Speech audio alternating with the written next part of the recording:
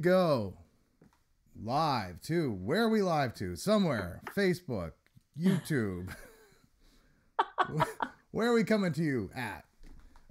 We're going to continue from last week. I guess last week was such a good conversation. People said there's a lot more material here and they want to hear more.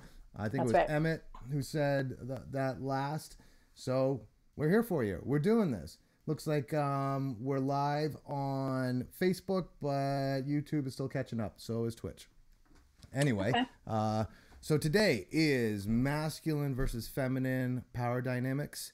We're going to talk about the way women think, the way men think, the way the masculine thinks, the way the feminine thinks. I guess we can say it that way. So just in case you do not identify with your sex as that gender, hmm you might say, like, you could be a very masculine woman or a feminine man. So, but when you are engaged in that type of thinking, hey, Jesse, how you doing?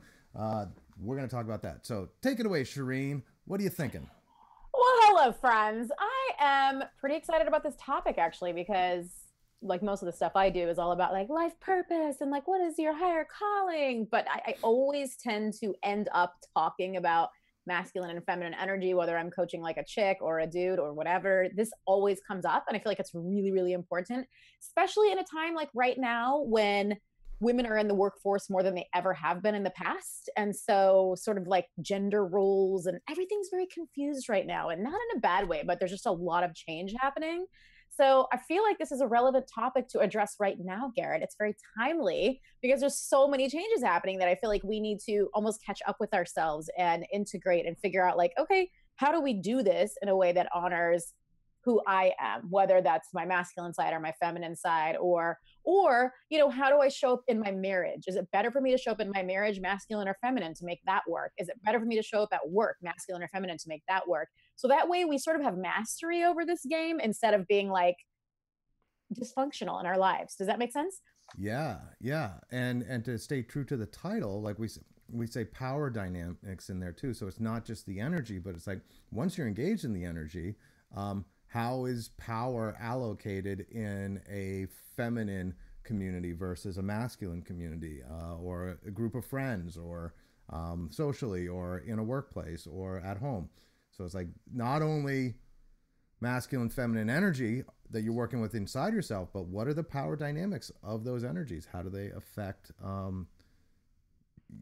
the playing field? Mm-hmm. Mm-hmm. So Garrett, so tell Yeah. me, what about this topic interested you today? Like, why does this feel, obviously, aside from the fact that people were saying they wanted more of this, Yeah. um, yeah, just like what's kind of like happening for you that made this an interesting thing to discuss? Hold on, I just want to read this one quote because it's big and it's probably going to go off the screen because it's YouTube. Hey Garrett, I'm loving your content. Had a recent experience about the role of these two energies in everything. It's a totally relevant topic. It's a source of creativity and stable experience. Cool. Okay. Mm.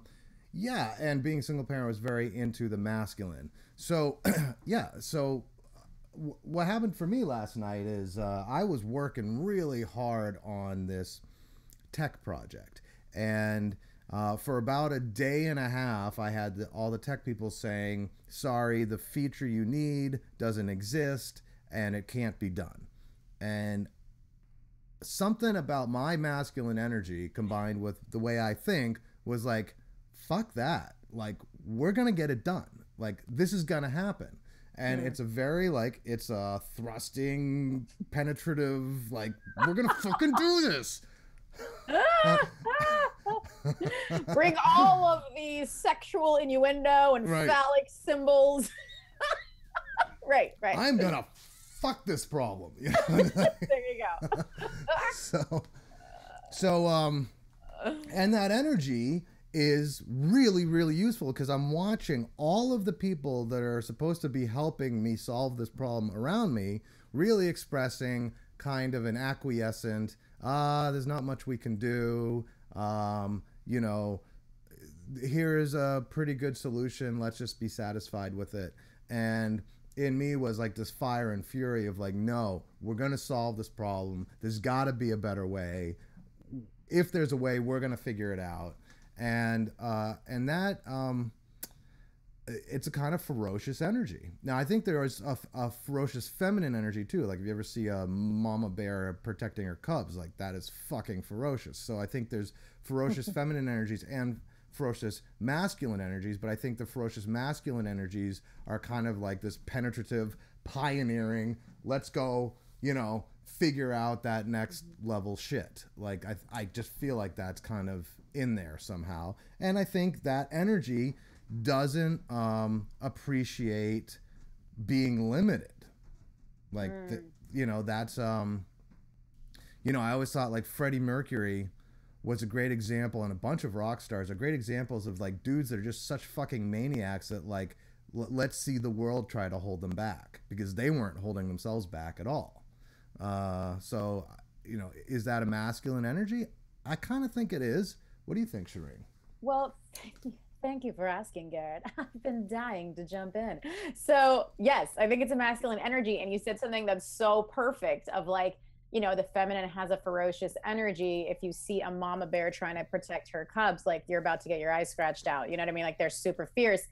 And this is exactly one of the things I always come to when I'm coaching women on how to date and be in their feminine to attract a masculine man, is that mothering is masculine energy.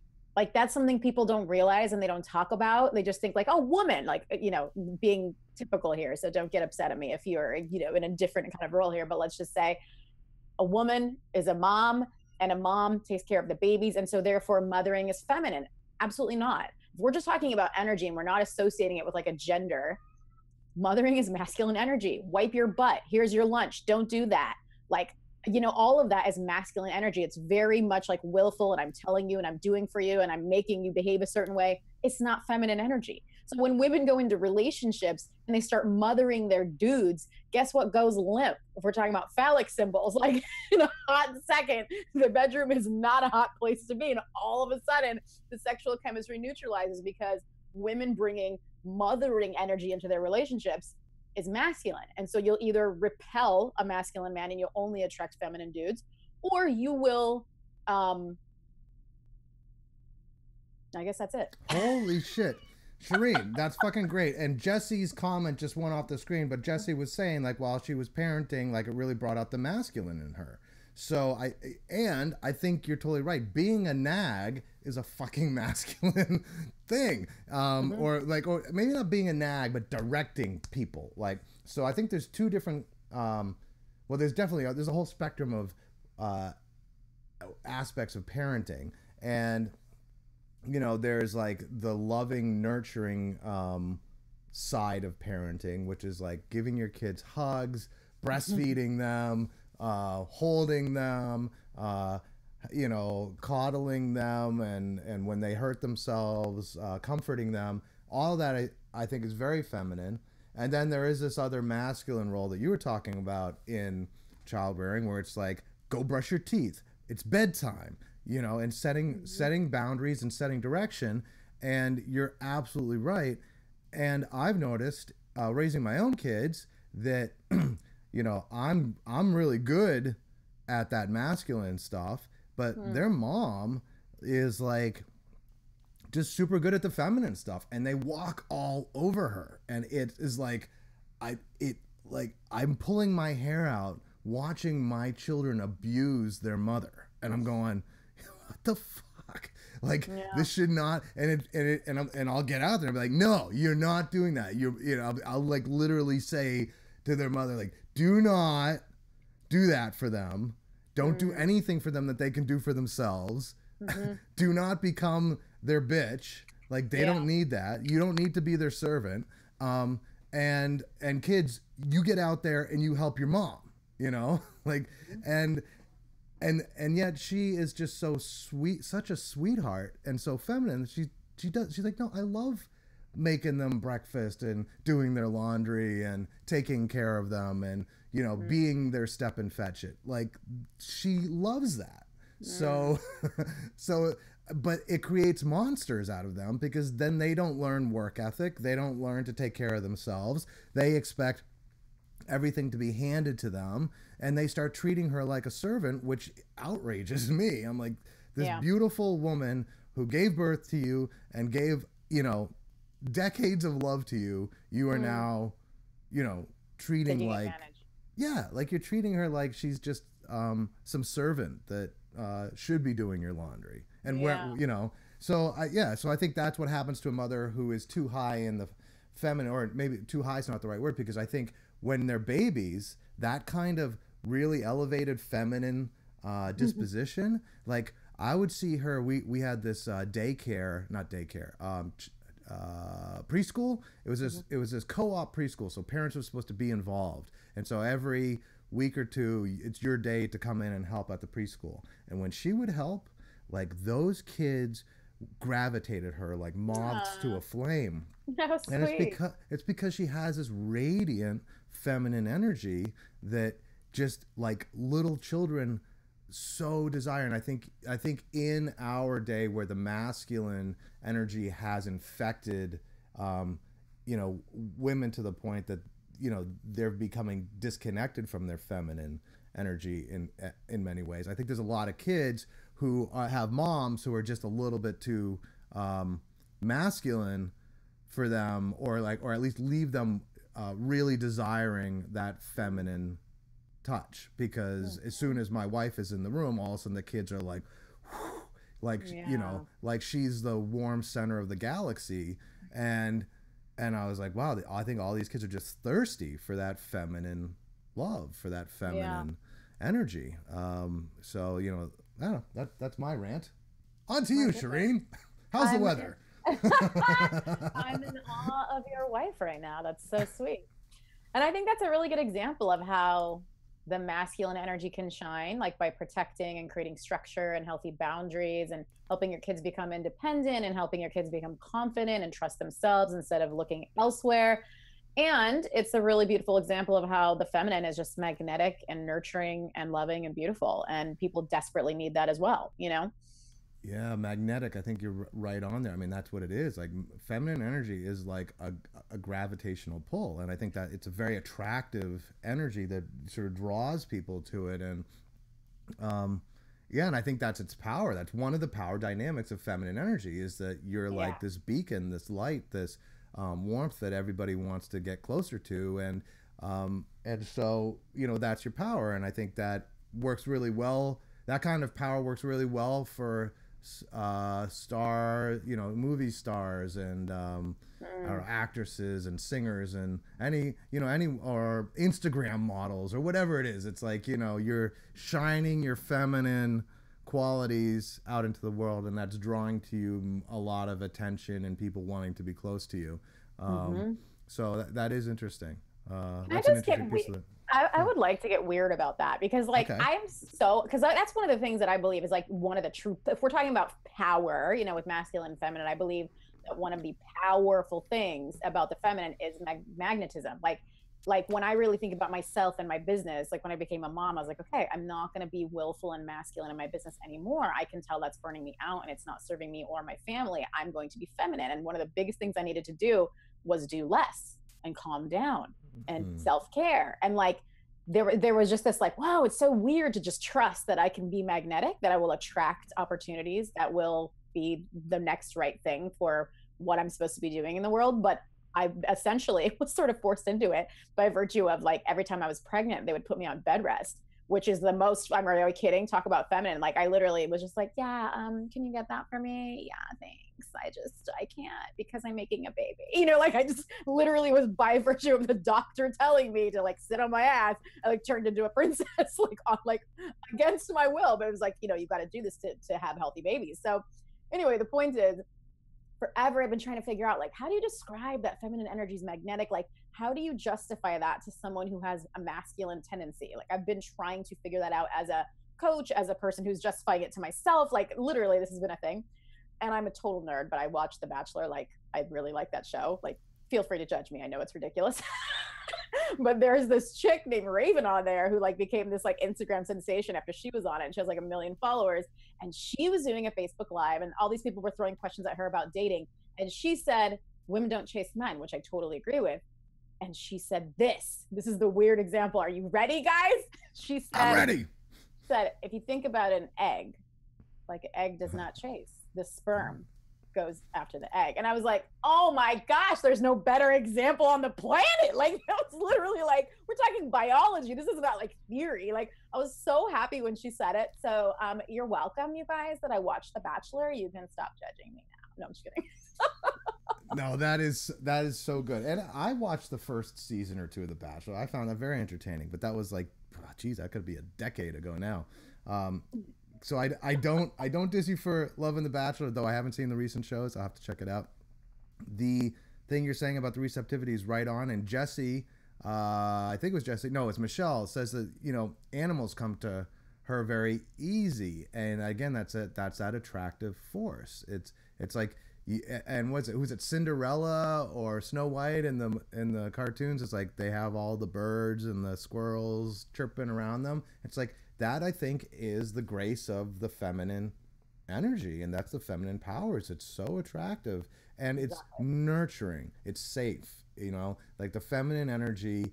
You know, I think that's why all the creatures feel comfortable and happy to see Cinderella or Snow White. It's like because she's so acutely feminine and in a good way. I don't know we'll have to talk about what the negative feminine is later, but the positive feminine is such an attractive, safe, nurturing energy that everyone just wants to be around. It's like sunlight. It's beautiful. And like you were saying, you know, it's an attractive force. That attractive force, you know, I think this whole concept of the law of attraction could very well just be like that's the feminine way of manifesting things in your life, you know, that's the feminine power. And maybe that's the problem with this supposed law of attraction, because I think there's a lot of people who hear the resonant truth in what's being said when they hear about this law of attraction or positive thinking or positive manifestation or whatever you want to call it. And at the same time, we're like, well, wait a second, like that doesn't always work. What about the guy who just busts ass, hustling, getting shit done, climbing the corporate ladder or making his way in the world? Like that's work. That's not just sitting there singing kumbaya and attracting, you know, wealth and abundance into your life. And I think that's because that's the masculine way of getting shit done. So, you know, maybe there's the law of attraction, but then there's probably like the law of, the law of what? I don't know. We're going to have to figure out what that's called. I was excited to hear it. I was censoring the fuck out of myself. I'm like, everything I said, I was like, that sounds wrong. Oh, that sounds wrong. Well, what the were you law of penetration. Like, it's actually really funny, Garrett. It's seriously hilarious how many phallic sort of like penile things you've been saying, not only on this live stream, but the last one too. You were hilarious. Like, what the fuck? I mean, you know what? Like our viewership is a very elite group of people who I think can handle me at my worst. So, yeah, we're not censoring here. You know, exactly. Yeah. Be free, my friends. Be free. We'll deal with the lawsuits later. I'm just kidding. Yeah, hopefully. or hopefully not. Hopefully not. All right, hopefully not. Exactly. By the grace of God. So anyway, guys, feel free to like shoot your thoughts and questions at us. I feel like this is such a juicy, interesting topic that is useful for everyone on the planet, and also just important right now. Like, you know, just we were talking last week about the Me Too movement and how that has changed things. And I was actually thinking about it today. I don't know if this is off topic or not, Gary. You can reel me in. This is off topic. Shut up. Oh, okay, bye. Just kidding. No, but I was thinking about it today and how like we're almost in a weird time right now, because I think a lot of things that were okay or were brushed under the rug or were just kind of like overlooked for decades and maybe even centuries are now like, it's almost like the Band-Aid just got ripped off, you know, like the Band-Aid got ripped off and people are sort of like eyes wide open right now in a way that they haven't been for a very long time. And I remember once I had a business partnership, and we were really only business partners for like a year and a half. And there was this moment like on stage at my live event where the Band-Aid got ripped off. And I saw like the unhealthy dynamic that had been going on for our entire year that I just wasn't aware of at the time. And I can honestly tell you that right when that band-aid got ripped off, it was like all I could see was red for like 2 weeks. Like I was like all rage and all fire and all crazy because once the band-aid got ripped off, I could see every time that I had been overlooked or dismissed or disregarded for a full year, all of the times that I hadn't seen because I was making it okay or brushing it under the rug. And so I feel like right now as a society, we're at that like seeing red stage where like the band-aid just got ripped off and all these women are seeing red and all these men are like, hey, I'm one of the good ones. You're like, are all uncomfortable.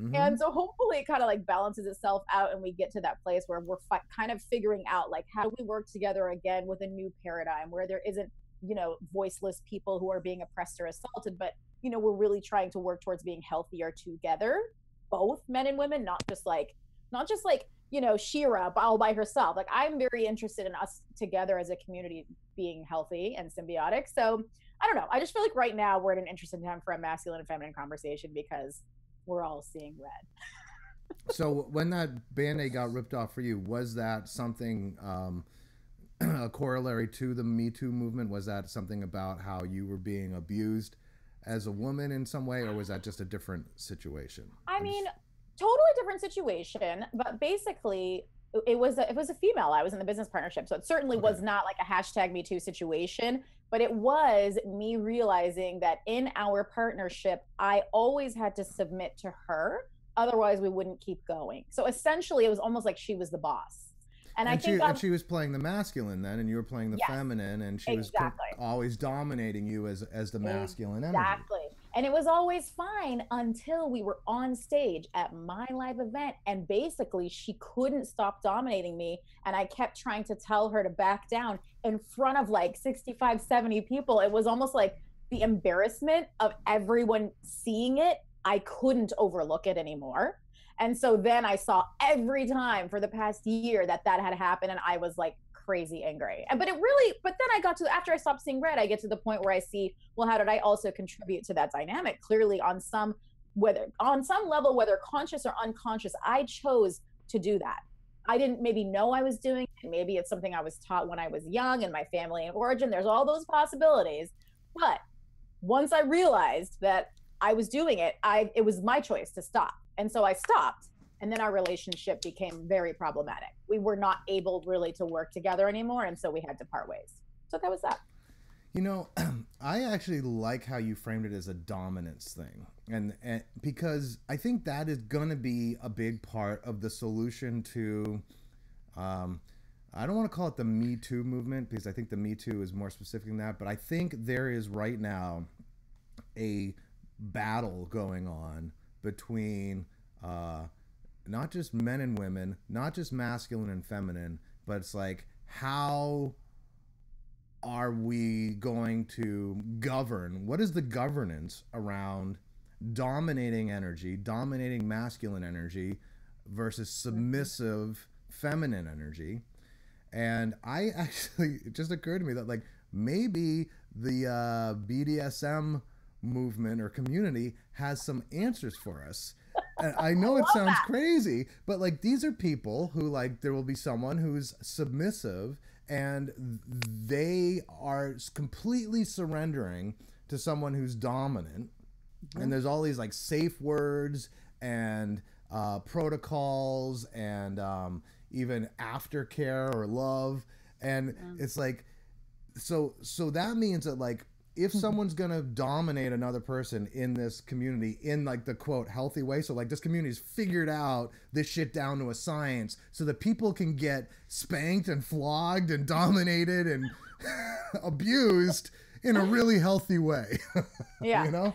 But it's like that might be the key, because in our society we have like you said last week, you have a bunch of chicks with dicks, and I think that that works on both sides. So you have women who are very masculine and expressing themselves in a very masculine way, so they seem like they could have dicks, and then you have a bunch of men who are expressing themselves in a very feminized way, and it seems like they're a chick with a dick, you know? So it's like, I think I think we've got both sides. Why can't they be a man with a vagina?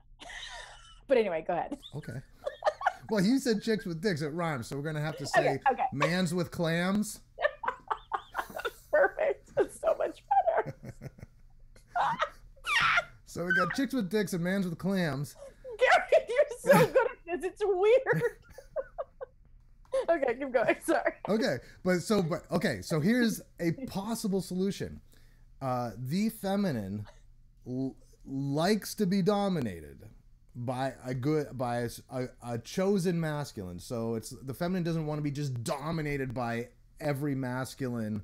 It's like you pick your dom, right? Like if you're in the BDSM community and you're a sub, and that's a submissive, you're gonna go pick your dom. You're gonna give some dom that you're attracted to permission to dominate you, right? Mm-hmm. So it's not like any old dom can just come there and bitch slap you and hurt you and flog you and abuse you, and because you're a submissive, that's okay.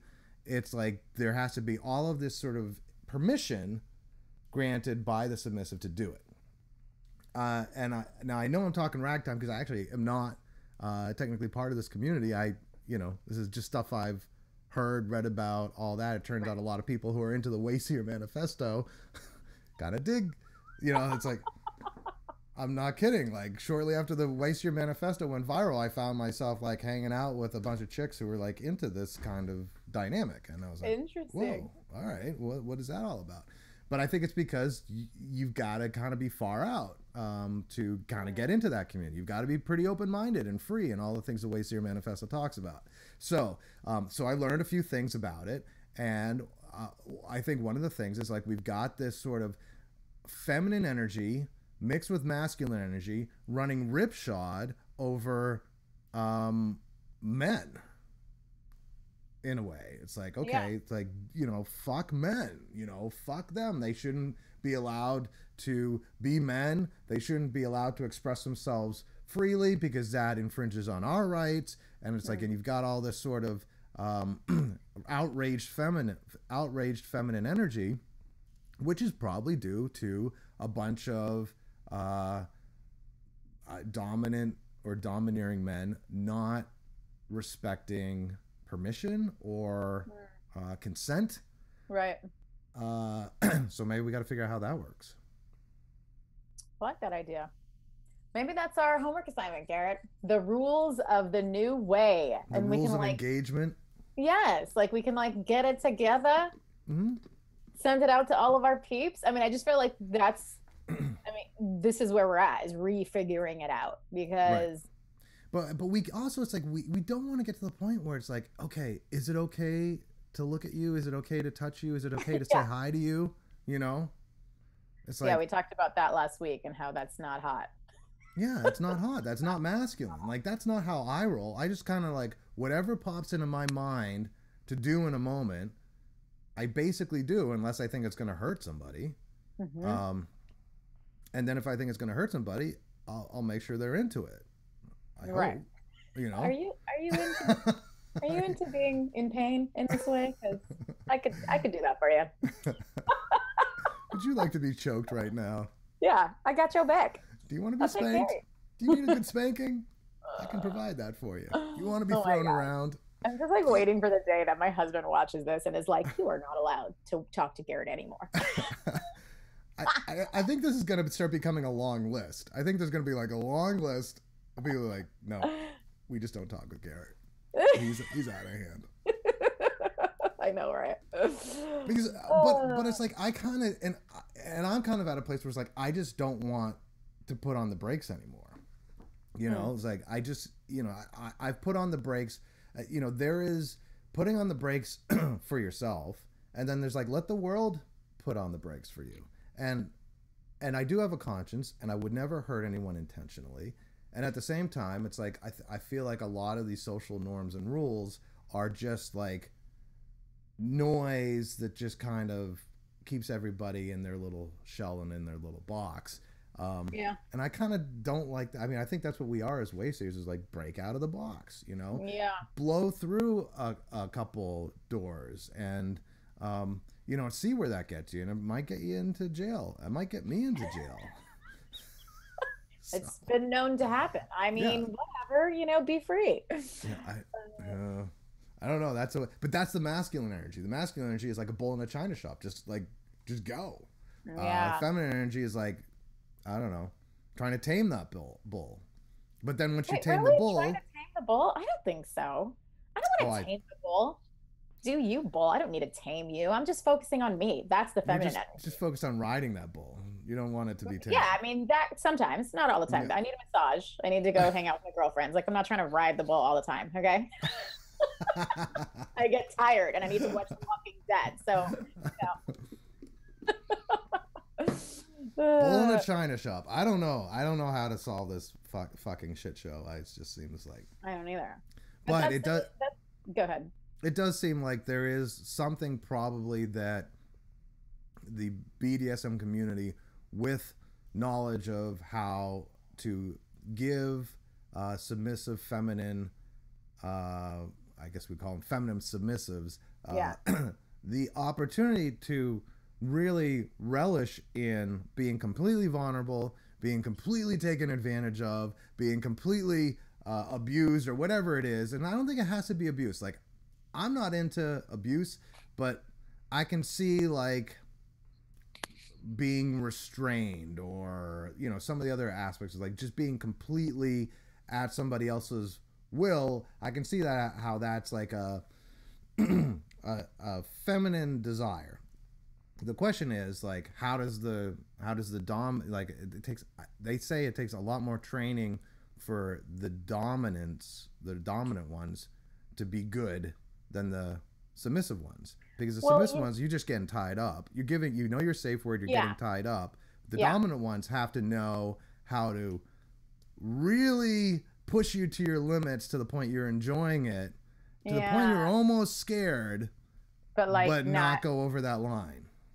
See, and this is actually really interesting. You're making me think we need to have a guest on, because I have a friend who has a friend who literally runs a BDSM community out here in West LA. And it's like apparently very popular. And she has like a following on Instagram and like that's her thing.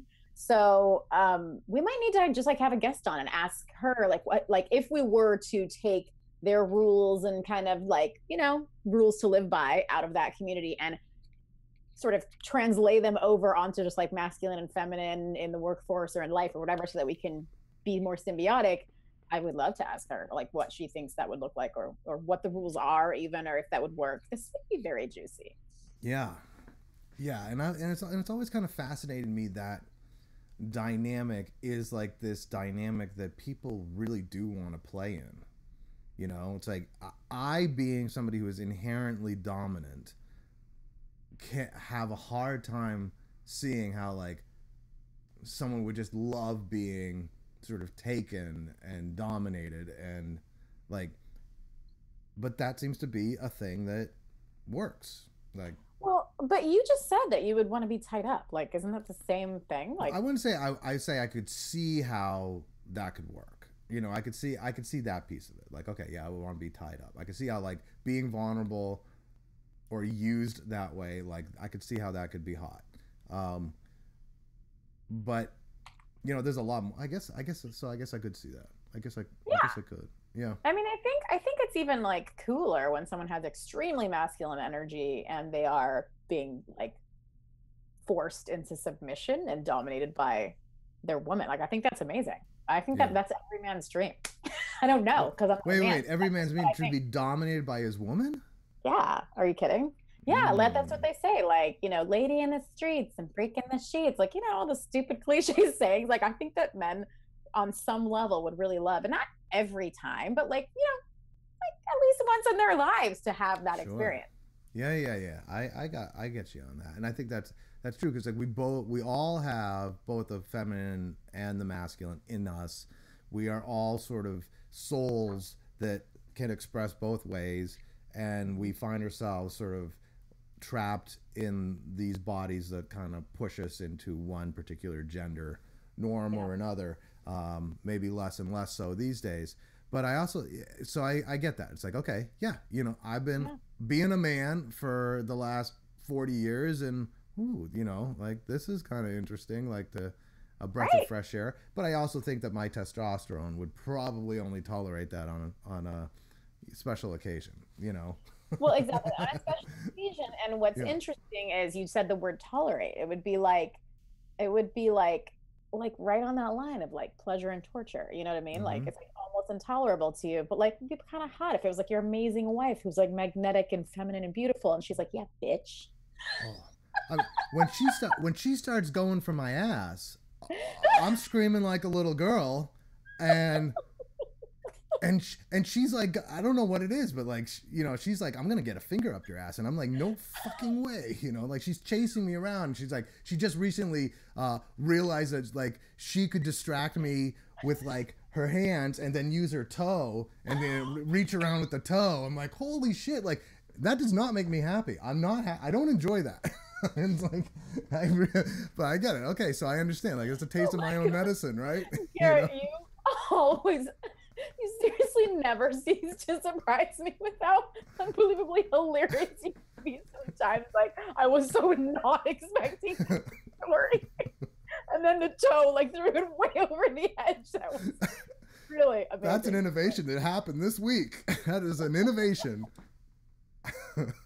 Holy And I'm like, crap. honey, you're gonna have to get your foot like a lot more flexible to have your toe be able to bend backwards, and Dude, she's hilarious. That is seriously hilarious. You let her know that I have mad respect for her mad skills. Like that Yeah, is amazing in so many ways.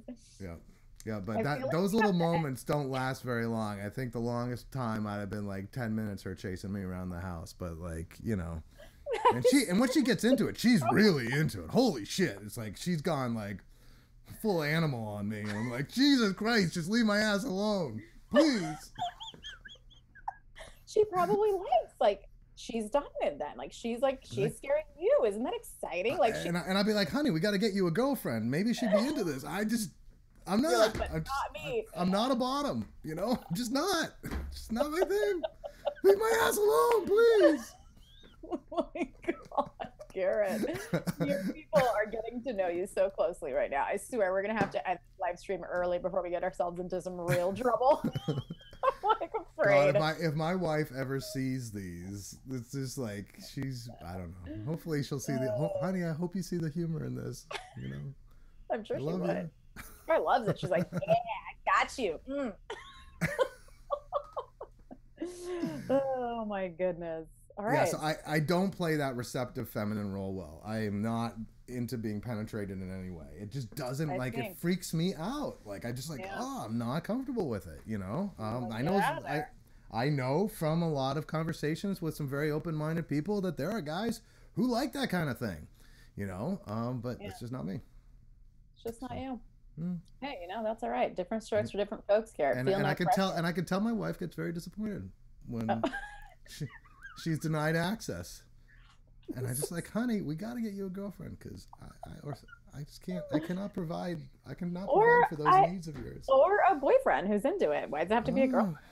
Because I'd find it hot if she had a girlfriend. If she had a boyfriend, I'd be like, so, You'd be angry and jealous. I don't know if I'd be angry, jealous, or disgusted. I don't know what it would be. Maybe all of the above. I don't know.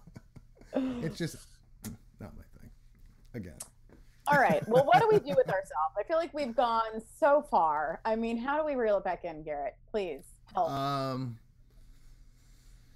do we reel it back in? I don't know. I mean, we're so far out. It's like I can't even see the building we left from on the horizon. We're lost in the woods somewhere. I don't even know which way's north. It's getting dark out. We better head home soon. Okay, live stream over. Bye, guys. No, we'll be trapped here. We have to find home. We have to take this home now. We started with masculine and feminine power dynamics.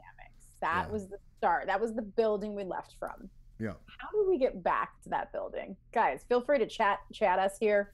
Yeah. Bring us back. I mean, we are clearly let's not leave the toe comment hanging there too long. Oh my God.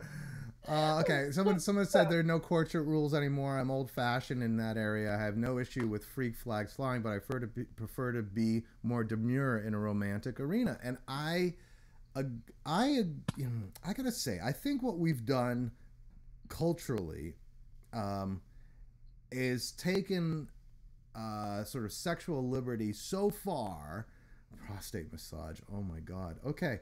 Anyway, we'll get to that later.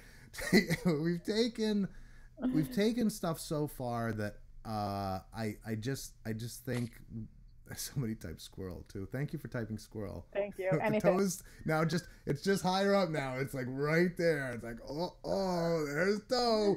All right. We've gone so far as a society where like barstool sports is like people's cultural indoctrination now. You're watching people like just drunk as fuck, falling on their faces, doing the most disgusting things. And before this comment disappears, I'm just going to read a prostate massage. Why not? Do you realize how many men actually get excited over prostate examinations? It's all ego. What is accepted and not accepted personally? LOL. Okay. So let's talk about the virgin whore thing some guys have. Okay. We'll get to that too. Prostate massage. Never had one. Probably going to avoid it for a while. God forbid I like it. It's going to fuck with me. So I don't... Don't even want to go. I've heard you can make a guy orgasm by like pushing on his prostate. I don't even know what a fucking prostate is, but I know it's up your ass. And I'm just staying the fuck away from that thing. It's like a dude G-spot. That's all I know up there. And I heard one guy who was he was a frat brother of mine. He told me one time like he was with a prostitute and he was having trouble getting it up or coming, and she just stuck a finger up his ass, hit his prostate, and he was like, boom, done. Wow. Yeah. So professionals sometimes know what they're doing. They know what they're doing. Okay, let's talk about the virgin whore thing some guys have. Okay, virgin. I'm glad virgin, you're having I think, fun, is an important one. What's that? Chrome said, you guys are fun. I'm so glad somebody's having fun. I was just afraid they were all in shock and awe the whole time. I mean, at least we're not boring. At least we're not right? boring. Thank you. All right, so go ahead. Virgin whore thing. Here's something that has just been like a splinter in my brain every time, ever since I heard it, which is only like a month or 3 ago. And that is that the pair bonding that a woman experiences with her first full-on sex lover is diminished if they leave that lover and they go to like the next guy, right? So their second lover, the pair bonding that they experience with their second lover is diminished significantly. So significantly that it would take a guy, the difference between a guy's pair bonding with his first lover and his 20th lover is the same distance. It's the same drop.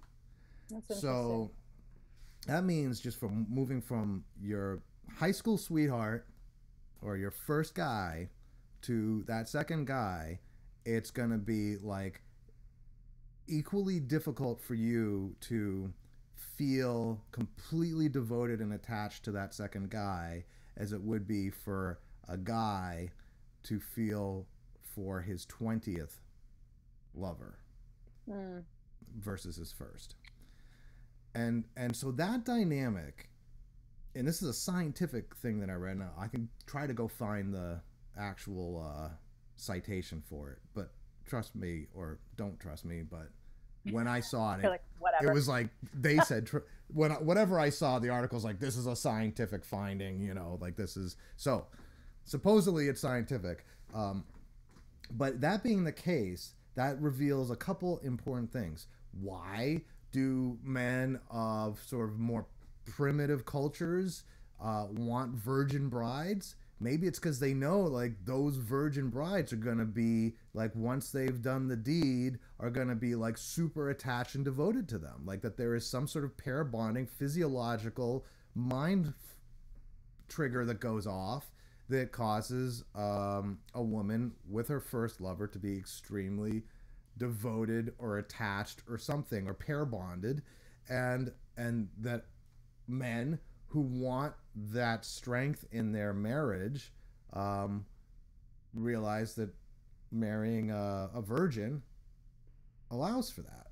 And then you have the Catholic Church saying not only should women be virgins, but everybody should be a virgin. Nobody should have sex before marriage, which creates a double pair bond. And that maybe why our grandparents' generation had 50-year marriages that seemed to work. Damn. We got to go back to our Puritan ways, y'all. If you want to have the 50-year marriage. Yeah. Yeah. You know, if you want to sow your wild oats and be the whore or be the stud muffin or whatever you want to call it, you know, be the fuck boy and the whore. Like, if you want to do that, you're right. You're imperative. You just might find that you never really find the strength to sustain a long-term relationship because you're just not pair bonded with anyone anymore. You know, I don't know. I like it. I don't like it. Like, I'm sure that's true. Scientific findings. Yeah. But I still think that we could still have 50-year marriages. Oh, you still could. You still could. Yeah. I just think it's like, it's more of a rarity. Like the 50-year marriage after, say, you're on guy number 20 and he's with your girl number 20 for him. It's like, after that, or say 150 for Christ, or let's go Wilt Chamberlain, 5,000. You're number 5,000. Sweet 5,000.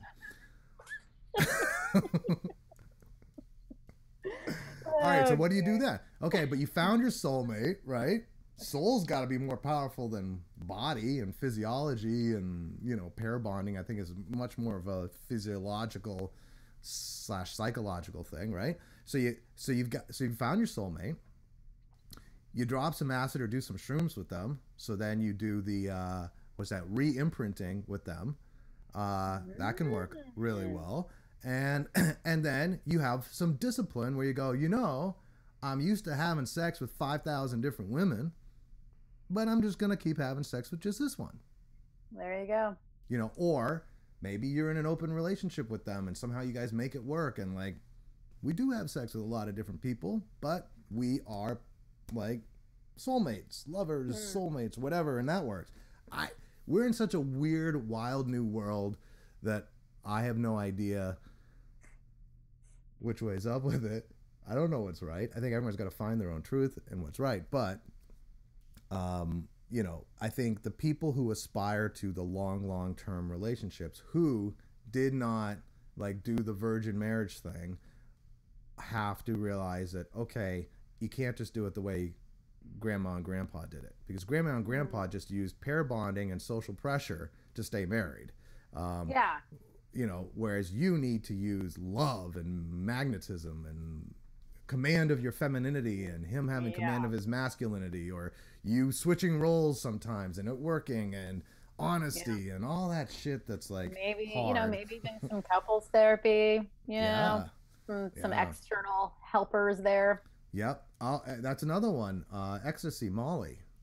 Super useful. Like, really? just don't die. Like, apparently Molly is, you know, a more dangerous drug to do just because the street drug MDMA is often tainted just enough times that it kills people. So, So make sure you're getting the good stuff. And I think they're doing a bunch of like studies on it now for PTSD and whatnot. But I also can, you know, speak from experience that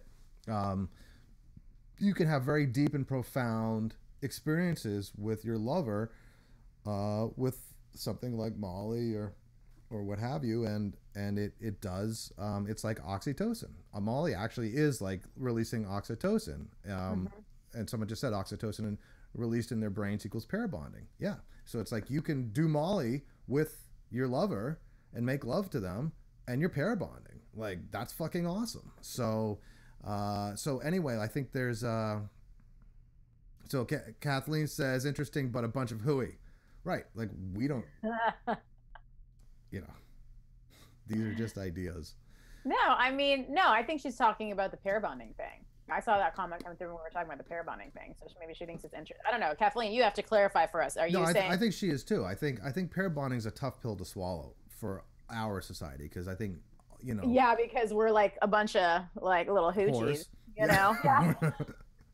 We're not the virgins. We're the whores. Yes, right. Like, and the truth is, I think that pair bonding, it makes perfect sense. I think it is true. It's very interesting that for the woman it drops significantly more than the man. I just think that's interesting. I'm like, why did you do that, God? Like that just makes me like, what? Like why would it be so different? And yet at the same time, I know our society is in a place where it's very rare to find someone who's a virgin. It just is super, super rare. So for that, that's why I was kind of like, oh, whatever, you can still make it work. Because I'm like, I don't want to feel like there's no hope for our society to have long-standing marriages. You know what I mean? Like, I don't think that's where you were going with it at all. But that's where my sentiment came from. See that last bit? You don't think? I'm sorry, I was slightly distracted by Kathleen's new comment, which is hilarious. Coogie hoochie mama.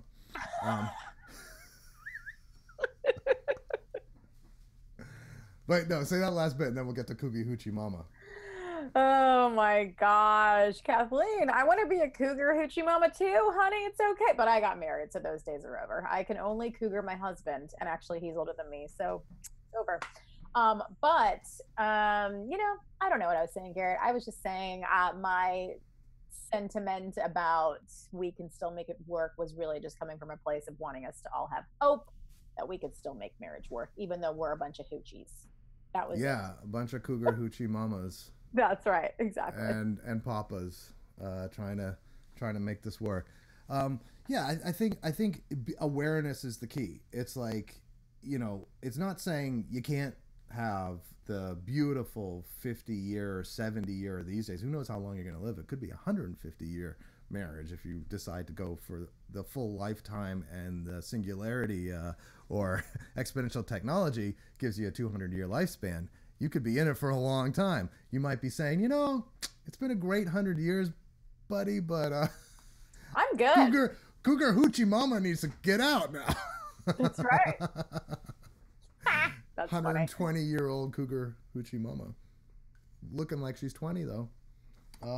Anyway, yeah, I think just knowing what we're up against when we're trying to have these sort of idealized, you know, 50-year marriages is knowing, okay, you know, grandparents had it this way. Let's not try to do it that way. Let's employ all of the intelligence we have now and know, okay, this is where we're a little weaker. This is the technology. Like, so we're a little weaker on pair bonding because you're number 5,000. Okay.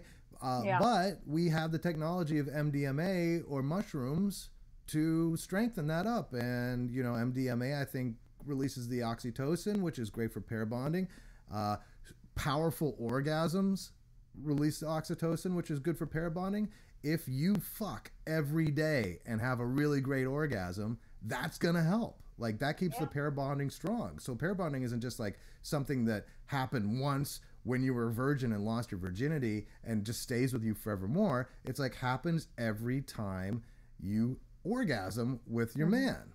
You know, it's like you get that more oxytocin and you have more of that pair bonding, which you get when you give birth and which you get when you do Molly. So these are technologies we can use. Fuck every single day. That was my advice to my brother and sister, future sister-in-law, when we're all sitting around the table, and it's like, okay, what advice is my brother and sister were both getting married to other people, not each other, but they were both about to get married. And they're like, what advice? I go around the table. It's like all the graybeards giving advice about how do you have a strong marriage. And my advice in front of my mother and in front of my aunts and uncles and all my, you know, it's like, fuck every single day. That's my advice. You want a strong marriage, fuck every single day and come. Like orgasm. Like, you need to do that. That's where you get the oxytocin from. That's where you have the pair bonding. It works. Even if you're mad at each other, you know, you can anger fuck each other. Like, you don't. This guy coming at you with the toe.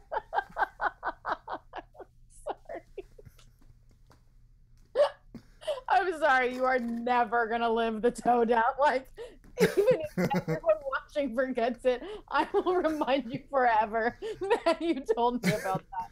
Oh Jesus! I hope this doesn't become a thing someday. If I ever have, you know, a lot of people that I'm, you know, if I'm on stage or whatever, it's like people chasing me with the toe. You know, that could be the joke. It's like, oh, get him with the toe. Get him with the toe. He hates that. Man, it would work. I'm sure you'd go like run screaming like a I would. little girl. I'd run screaming like a little girl. And Kathleen, just so you know, this Chrome 13, his name is Matt, and he said that he wants to find a cougar someday. So there might be a little Waysir love connection happening here. Yeah.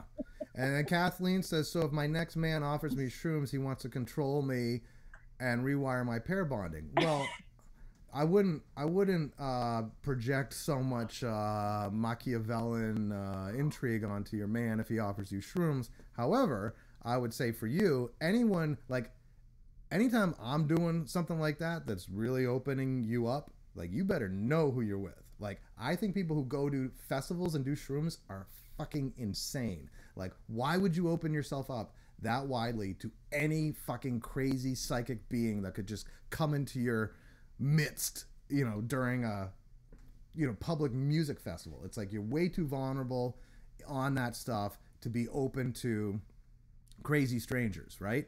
And potentially darkness or abuse or some sort of twisted mind fuck. It's like, so yeah, you better be really, really on point with who you're doing this stuff with, because you are going to pair bond potentially, or you're going to, like, I don't think shrooms necessarily make you pair bond. I think shrooms make you, there's a different word for it.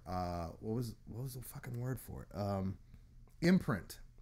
And that's different. Imprint is like what baby ducklings do with their mother or a basketball when they're first born. Like, so if a baby duckling is first hatch and they see their mother, they start following their mother. But if they're first hatch and they see a basketball, they start following the basketball.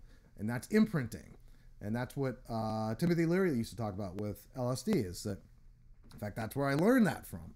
But he says you do LSD and you re-imprint. So then it's like, what do you want to imprint? What do you want your experience to be when you do that stuff? And for me, it's like, I want to imprint on the stars. I want to imprint on beautiful, majestic trees, like, and nature, like, and my devotion to a higher power, to God. So I'm listening to the holiest music I can find, and I am praying with all my heart in like ecstatic worship to the highest love and light, my highest concept of God, and opening hopefully to beyond a concept of it. Like that's where I go when I do this kind of stuff, because that's what I want to imprint on. So yeah, so if some dude comes up to you and it's like, hey, let's go do this stuff, well, do you trust this person psychically? Like, I think that would be a good first question. Is this somebody you want to imprint with? Is this somebody you want to pair bond with if you're doing MDMA? All good questions. Okay, I didn't catch that last comment, Shereen. Do you have that on Facebook by any chance? Or? Yeah, actually, let me look on Facebook right here. I'll start reading the end of it. The average person's subtle pathogens like kava, medical grade, are also very therapeutic for expressive social interactions and can be tolerated by most. Real kava has entheogenic characteristics that are subtle and leave high brain functioning intact. So I guess it's like kava is probably also something that can facilitate these types of imprinting or pair bonding. Another good thing is just having like bungee jumping or roller coasters or things like that. Those actually have been shown to create a kind of bond with the one you're with. You're afraid, you're open, you're vulnerable, so it's like there's another someone said I felt so connected to the trees, right? I mean, that's the amazing thing, is like, if you're ever gonna do shrooms, do it first of all, pick a beautiful clear night when you can see the stars. I'm telling you, like, I think mushrooms are from outer space, and I'm not kidding you. I think they really are. Like, mushroom spores can survive deep space. They could have been on an asteroid or something. They could have come to Earth from another solar system, somewhere else in the galaxy, that warm center of the galaxy that's full of love and light. That's where they could have come from, and they could be here just to teach us something, or to get us to remember where life stems from. I look up at those stars and it's like, oh my God, like the stars speak to me when I'm on that stuff. Not just like a little bit of talk, like, oh my God, I forgot you guys, like old friends, like holy shit, I forgot, like this is this is what we are. And it's like we're all just looking at each other, and you're sitting there looking at these stars, and you know, like there are potentially beings circling those stars looking back at us. It's almost like we're shining to each other, and our sun is shining to them while their star is shining to us, and we're shining both light but also love to each other and beaming love to each other as we're all doing psychedelic mushrooms or something under the night skies of our respective planets, and just like, I love you, I love you. That was anyway. Making me want to go do some wild drugs. I mean, I'm not like hip, like I'm not hip. Like I can't talk about these things because so whenever we're talking about those things, I just listen and I learn, and I get curious. But really, I mean, I've smoked weed, and then I did shrooms once when I was in college, and it was a terrible experience. I'll never do it again. So, I mean, I don't have these amazing. Who were you with when you did it? The shrooms. I was with friends, but like specifically the only two that were doing it with us were like two acquaintances.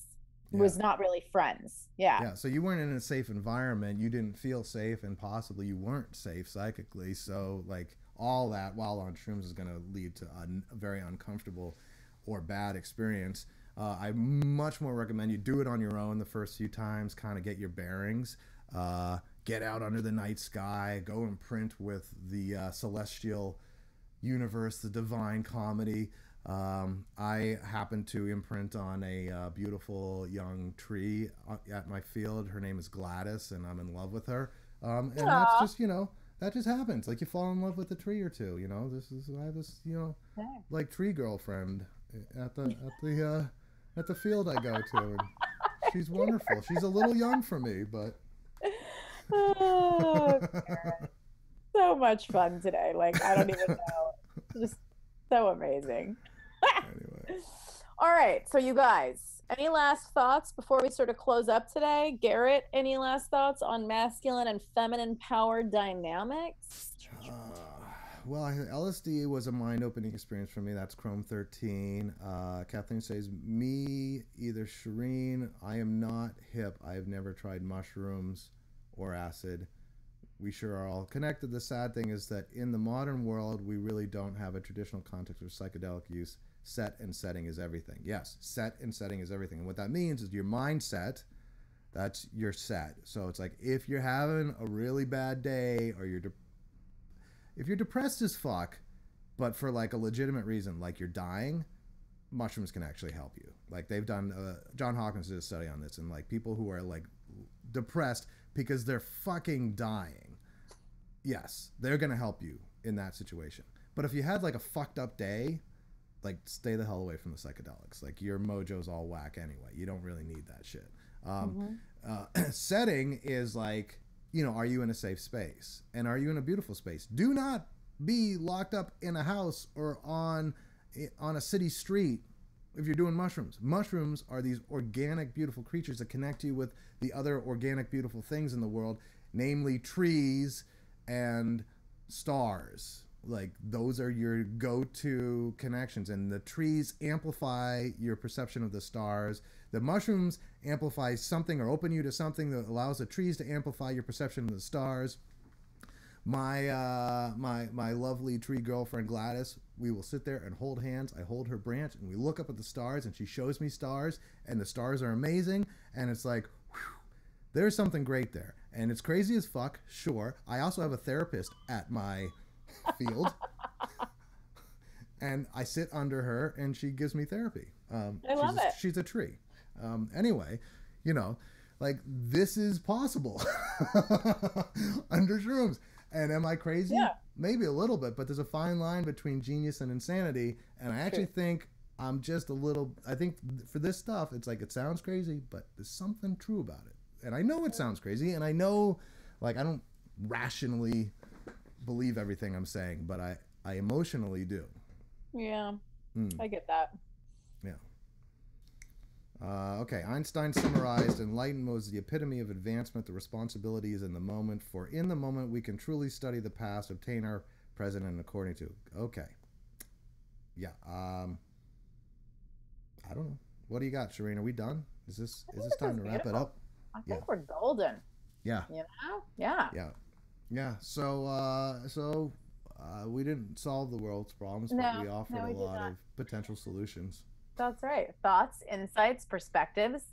Guys, feel free to chat in what other subjects you would like us to discuss, discussions you would like to be a part of, because we love your contributions and involvement. It makes it way more fun.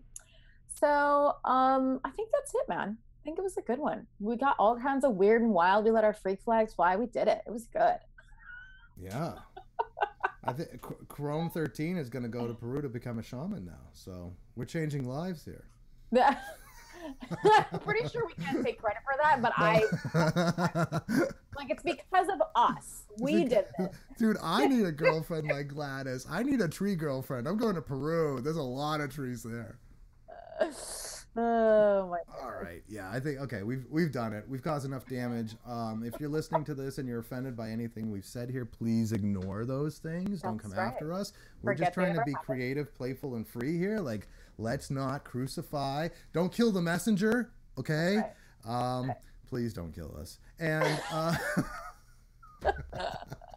and you know, if you happen to know me or my wife or anybody like that, let's keep that toe thing quiet, okay? Keep it on the low. We got you, Garrett. That will focus. Let's focus on how I said that she's so beautifully feminine that that the nursery school children are attracted to her like moths to a flame. Remember that I like bit. that was you could tell her that. Be like, oh, I saw Garrett on this show, and he said that you're so exquisitely feminine that small children are drawn to you.